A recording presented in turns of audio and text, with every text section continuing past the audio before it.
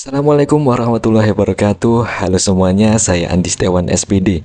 Kali ini kita akan bahas tentang tema apabila gagal Pilpres DPR atau DPRD.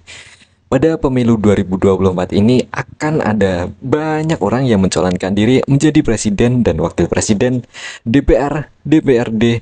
Namun sebagaimana kita ketahui, untuk posisi presiden dan wakil presiden hanya untuk satu orang dan kuota anggota DPR dan DPRD juga terbatas. Oleh karenanya akan ada banyak orang yang mencalonkan diri menjadi DPR, DPRD akan gagal. Dr. Emma menyatakan bahwa caleg yang bisa stres dalam pemilu ini adalah yang memiliki tujuan untuk mencari penghasilan dari pekerjaannya nanti menjadi wakil rakyat. Sehingga saat tidak terpilih ada ekspektasi-ekspektasi yang tidak terpenuhi lalu menyebabkan jadi stres.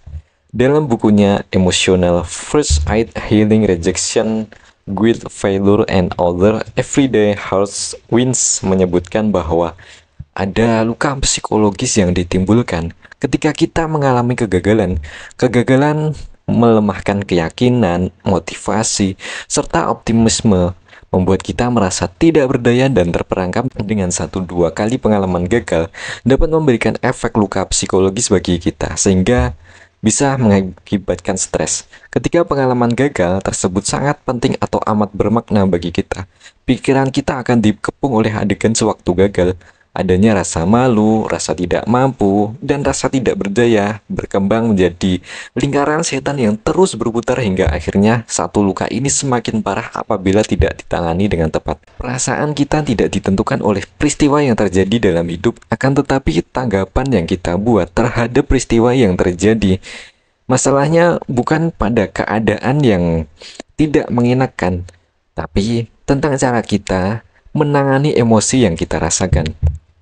Dalam buku A Course in Miracle, Helen Schucman and William The Ford menuliskan yang memberi makna pada segala sesuatu yang Anda lihat.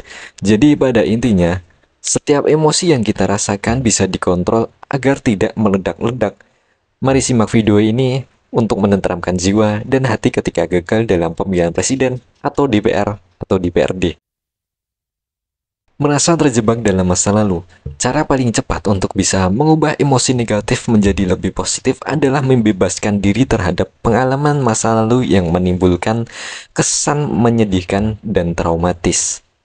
Dengan memperbaiki presensi kita mengenai pengalaman yang tidak membahagiakan yang kita alami akan dapat membebaskan perasaan negatif dalam hati kita. Caranya, terimalah segala sesuatu yang sudah terjadi merupakan ketetapan terbaik dari Tuhan kita dan tumbuhkan rasa berdamai dengan masa lalu untuk membebaskan hati kita pada kenangan negatif-negatif yang menghantui dan bersikaplah bodoh amat terhadap segala sesuatu yang telah terjadi dalam kehidupan ini.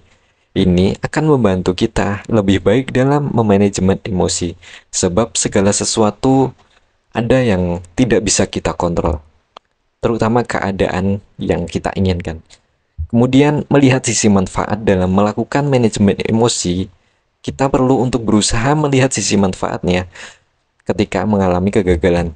Tempatkanlah cara berpikir positif dalam setiap kejadian-kejadian yang menimpa kita. Carilah hal-hal yang menguntungkan kita. Dengan ini, kita akan semakin membuka pikiran bahwa setiap kejadian pasti akan memiliki sisi positif. Sebagaimana dikatakan oleh Emerson, di malam yang pekat, manusia akan melihat bintang. Mulailah terimalah apa yang ada. Ketika kita berusaha memberontak, menyalahkan keadaan, menyalahkan lawan, merasa dicurangi, dan bermacam-macam alasan lainnya yang ada di pikiran, jangan lakukan hal ini terus-menerus, karena tindakan ini hanya akan memperparah stres yang dirasakan. Terimalah keadaan, lapangkanlah dada, karena mau bagaimanapun semuanya sudah terjadi. Yang penting dari situasi ini, kita berusaha untuk belajar, mengambil manfaat, dan kemudian bangkit lagi, mencoba lagi di kesempatan selanjutnya. Allah Subhanahu wa Ta'ala mencintai hambanya yang berkuat hati meski ujian hidup terus menerpa. Kegagalan menghantui, namun tetap kokoh. Melalui hadis yang diriwayatkan oleh Imam Muslim dari hadis Abu Hurairah radhiyallahu anhu. Beliau berkata, Rasulullah Muhammad SAW bersabda, seorang mukmin yang kuat lebih baik dan lebih Allah cintai daripada seorang mukmin yang lemah, dan masing-masing berada dalam kebaikan. Bersungguh-sungguhlah pada perkara-perkara yang bermanfaat bagimu. Mintalah pertolongan kepada Allah dan janganlah kamu bersikap lemah.